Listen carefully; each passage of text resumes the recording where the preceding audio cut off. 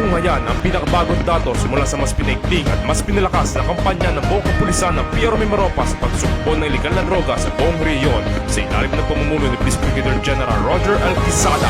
Tutukan ang tuloy-tuloy na pagpapatupad ng mga programa at initiatives ng buong kapulisan ng Piero Mimaropa ay nagresulta sa pagbaba ng krimen sa buong rehiyon.